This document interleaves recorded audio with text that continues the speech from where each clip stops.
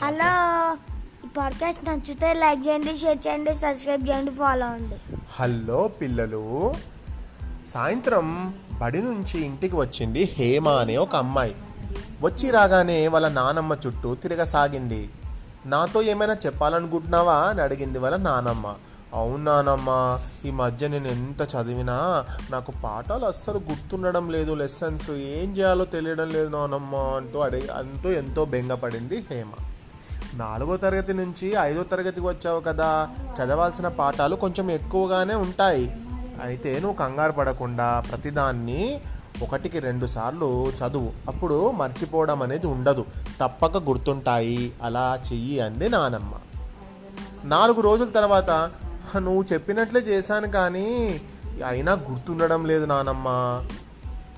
జ్యోతి, రమ్య, మౌనికల కంటే నేను చదువులో వెనుకబడిపోతానని నాకు భయంగా ఉంది. ఈ జ్యోతి, రమ్య, మౌనిక వాళ్ళ ఫ్రెండ్స్ అన్నట్టు. వాళ్ళ ఫ్రెండ్స్ కంటే నేను ఇంకా బ్యాక్ అయిపోతా కావచ్చు అని బాధపడుతుందట హేమ.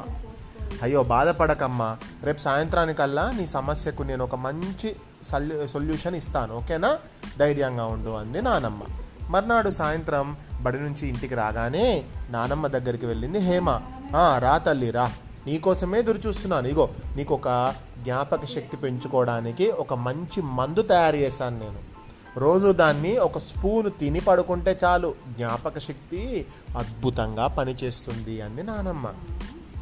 ఆ మందుని చూడగానే హేమ ముఖంలో ఎంతో సంతోషం. అబ్బా, మా నానమ్మ నాకు గుర్తుండడం కోసం ఒక మందు తయారు చేసిందట అని. రోజు ఆ మందును క్రమం తప్పకుండా వాడింది హేమ. హేమ చదవడం కోసం కూర్చునే సమయం, ఏకాగ్రత మంచి మార్పులు వచ్చాయి. నీ జ్ఞాపక శక్తి ఎలా ఉందమ్మా అని వారం తర్వాత అడిగింది నానమ్మ. ఓ నానమ్మ, నువ్వు ఇచ్చిన మందు చాలా బాగా పనిచేస్తుంది, నేను అన్నీ బాగా చదువుతున్నాను, నువ్వు చదువుకున్నవన్నీ గుర్తుంటున్నాయి అని చెప్పింది. ఒక్కసారి చదివినవి కూడా గుర్తుంటున్నాయి నానమ్మ, చాలా థ్యాంక్స్ నానమ్మ, నువ్వు నాకు చాలా మంచి మందు ఇచ్చావు అంది హేమ. మరో వారం గడిచింది.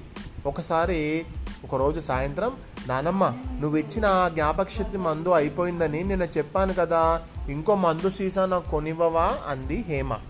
ఈరోజు ఆ మందు కోసం ఊరంతా తిరిగాను కానీ నాకు ఎక్కడా దొరకలేదమ్మా, 2-3 రోజుల్లో తెప్పిస్తాను, సరేనా అని చెప్పింది నానమ్మ.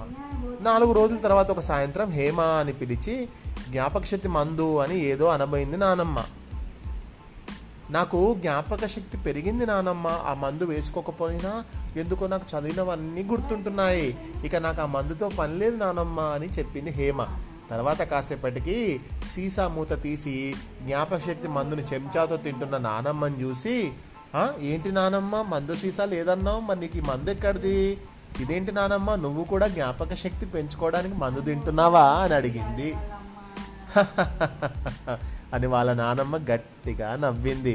ఎందుకో తెలుసా, ఇది అసలు జ్ఞాపక శక్తి మందు కానే కాదమ్మా, ఇది ఒక స్వీట్, నీ మీద నీకు నమ్మకం పెంచటం కోసం ఇది ఒక జ్ఞాపక శక్తి మందు అని నీకు ఇచ్చాను అంది నానమ్మ. అప్పుడు హేమ ఆశ్చర్యపోయింది.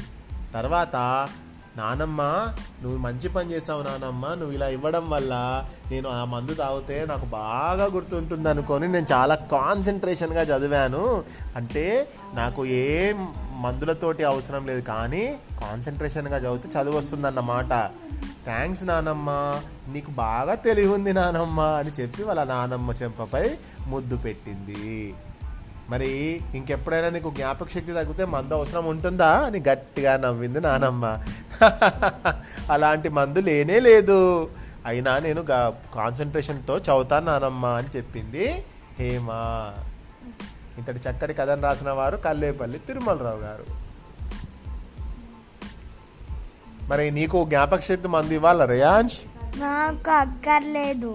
మరి ఏం చేయాలి, జ్ఞాపక శక్తి మందు కంటే ఏది ఇంపార్టెంట్? కాన్సంట్రేషన్. ఎస్, కాన్సంట్రేషన్ ఉంటే ఏ మందు అవసరం లేదు.